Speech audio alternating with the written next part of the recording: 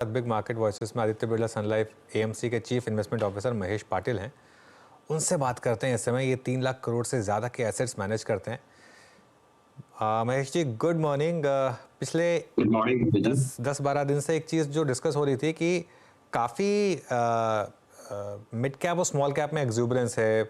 सेबी के भी शायद एक डायरेक्टिव टाइप आया था, कुछ एमपी ने भी एक डायरेक्टिव लिया था। क्या क्या व्यू बन रहा है अब आपका मिड और स्मॉल कैप्स में? So I mean mid and small cap sector में हमने देखा है कि लास्ट ईयर में काफी बड़ी रन आई थी और अभी भी काफी मिड एंड स्मॉल कैप में ओवरऑल रिटर्न जो है काफी बेहतर है।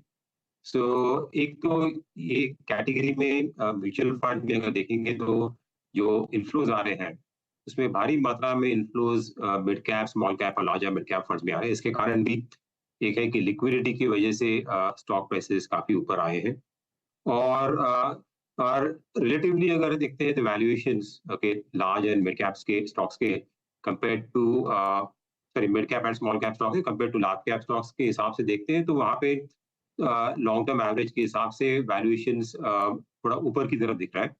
और हमने देखा था कि लास्ट 2 साल में जो मिड कैप स्मॉल कैप में जो रिटर्न्स आए थे वो 50% रिटर्न अर्निंग्स ग्रोथ की वजह से आए थे और 50% जो रिटर्न कंट्रीब्यूशन है वो पी रेटिंग की वजह से हुआ है।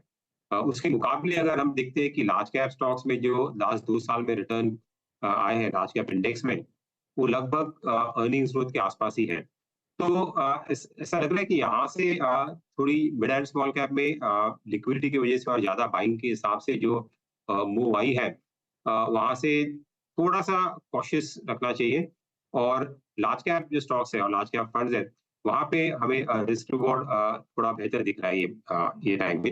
हालांकि मिड एंड स्मॉल कैप में काफी कंपनी स्पेसिफिक देखना चाहिए। वहां पे अर्निंग्स ग्रोथ भी काफी अच्छी है because mid cap small cap जो सेक्टर है उनका ज्यादातर फोकस जो कंपनीज है डोमेस्टिक मार्केट के ऊपर रहता है।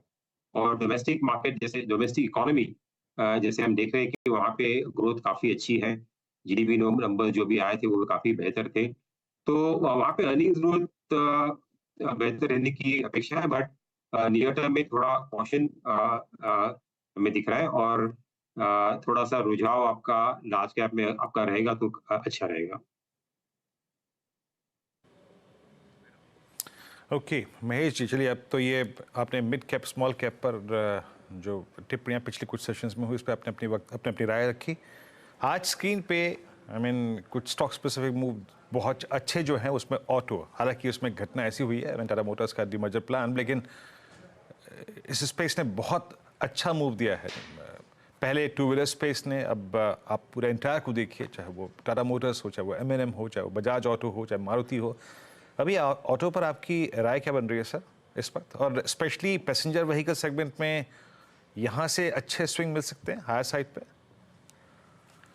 सो ऑटो सेक्टर अगेन काफी अच्छा किया है। लास्ट ईयर हम लोगों ने 3 महीने पहले auto fund transportation logistics fund launch किया था। तो उसमें काफी बेहतर रिटर्न आए थे। हमें लग रहा था कि ऑटो सेक्टर कोविड के बाद के जो रिकवरी हो रही थी वहाँ पे अभी भी कुछ कुछ सेक्टर्स में जैसे टू व्हीलर्स में जो कोविड के पहले जो टॉप बनाए थे वॉल्यूम्स वो अभी पार हो रहे हैं।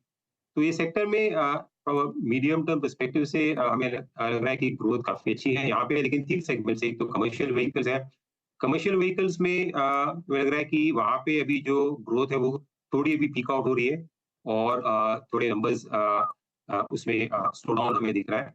पैसेंजर व्हीकल्स में लास्ट ईयर काफी अच्छे वॉल्यूम ग्रोथ थी और आगे जाके हमें दिख रहा है कि अराउंड 7-8% वॉल्यूम ग्रोथ हो सकती है।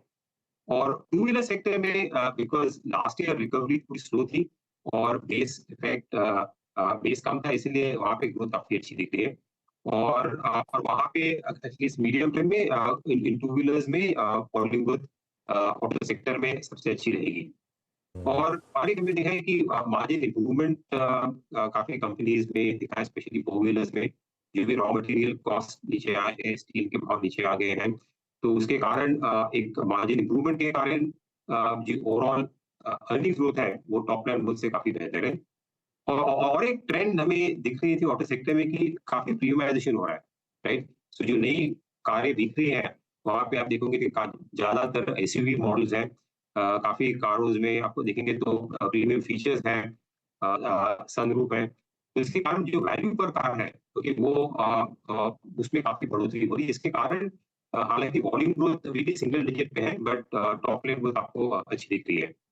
सो हालांकि ये सेक्टर काफी अच्छा किया है और वैल्यूएशन अभी कुछ इतने सस्ते हैं नहीं, बट वहाँ पे आउटलुक अभी भी स्पेशली टू व्हीलर्स और फोर व्हीलर्स में हमें अच्छा लगता है। अच्छा, आज आईटी पे एक डाउनग्रेड आया और आईटी ने पिछले 1-2 हफ्ते से थोड़ा अंडर परफॉर्म करना शुरू किया है। आप इस डिप पे बाय करेंगे क्या IT stocks? So IT stocks में अभी भी यूएस में जो ग्रोथ का जो कंसर्न है, वहाँ पे भी क्लैरिटी है नहीं। कभी लग रहा है कि यूएस में अभी रेट कट आएंगे, कभी लग रहा है कि रेट कट थोड़े डिले होंगे।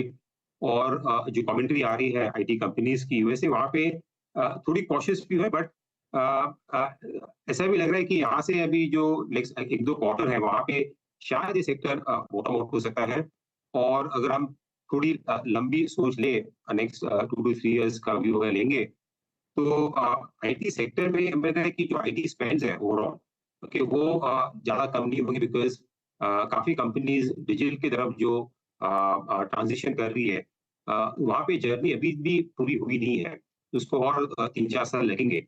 और एआई की वजह से इनिशियली लग रहा है कि आर्टिफिशियल इंटेलिजेंस का जो कैचअप किया है लास्ट 1 साल में, तो उसके कारण लॉन्ग टर्म में स्पेंड और आईटी इम्प्रूव होंगे।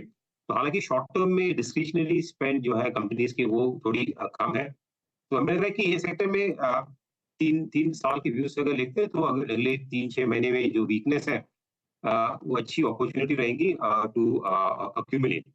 हालांकि वैल्यूएशंस जो लार्ज कैप कंपनीज के और मिड कैप कंपनीज के हैं, वो लॉन्ग टर्म एवरेज से थोड़ा बेहतर है, बट ये सेक्टर में कैश फ्लो जनरेशन काफी अच्छी है और डिविडेंड यील्ड भी कुछ कंपनीज में काफी अच्छे है। तो एक स्टेबिलिटी देती है। और आई थिंक ये वीकनेस में अगर प्राइसेस करेक्ट होती है, तो हमें लग रहा है कि it's a good opportunity to build from a medium term perspective.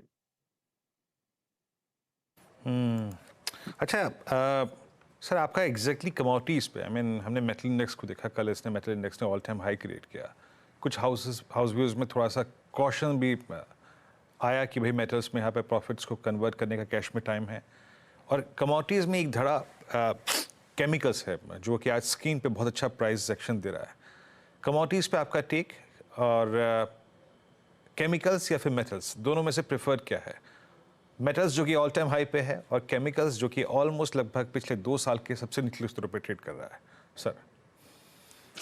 So commodities में मेटल्स पे हमारा व्यू न्यूट्रलिश है। ज्यादा नेगेटिव भी नहीं है, बट पॉजिटिव भी नहीं है, बिकॉज जैसे मेटल्स के लिए जो डिमांड है, एक तो चाइना के सबसे बड़ा कंज्यूमर है, वहाँ पे इकोनॉमी काफी स्लो जा रही है और स्ट्रगल कर रही है एक तरह से, स्पेशली इंफ्रास्ट्रक्चर और बाकी इन्वेस्टमेंट्स के लिए। सो हमें नहीं लग रहा है कि डिमांड साइड से कुछ बड़ी पुल होगी जिससे कि मेटल प्राइस ऊपर जाएंगे और कंपनीज को बेनिफिट मिलेगा। हालांकि डोमेस्टिक इंडियन जो मेटल कंपनीज है, वो उनमें ठीक ठाक ग्रोथ है। प्राइसिंग की वजह से ज्यादा अपसाइड नहीं दिख रहा है हमें कि मेटल प्राइसेस ऊपर जा सकते हैं। सो इस सेक्टर में ज्यादा हमें अपसाइड नहीं है और इतना हम उस पर बुलिश है नहीं। उसके अलावा अगर प्राइमरी केमिकल सेक्टर देखें, तो वो एक सेक्टर है जहाँ पे, जैसे हमने सही बात की कि लास्ट 1 साल में ये सेक्टर परफॉर्म नहीं किया है। वहाँ पे ग्रोथ स्लो डाउन भी हुई थी, बिकॉज केमिकल सेक्टर में काफी इन्वेंट्री बिल्डअप हुई थी एग्रोकेमिकल्स में और पेट्रोकेमिकल्स में। और उसके कारण इन्वेंट्री रन डाउन हो रही थी और चाइना से भी वापस प्रोडक्शन चालू हुआ था। बट तो केमिकल्स में मुझे लग रहा है कि स्पेशलिटी केमिकल, कमोडिटी केमिकल में शायद प्रेशर अभी भी रहेगा, बट स्पेशलिटी केमिकल्स में 1-2 क्वार्टर में आई थिंक जो करेक्शन होगी, इन्वेंट्री करेक्शन, उसके बाद वापस हमें ग्रोथ दिखनी चाहिए। और ये सेक्टर आई थिंक सही सेक्टर रहेगा। अभी स्टॉक्स भी अंडर परफॉर्म किए हैं, अर्निंग्स भी डाउनग्रेड उसमें हुए हैं।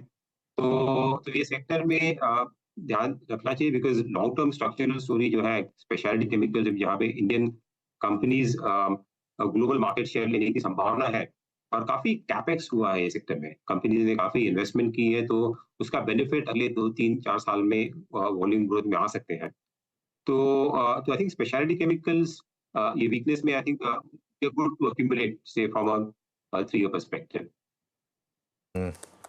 ओके, चलिए बहुत बहुत शुक्रिया महेश जी हमारे साथ बात करने के लिए।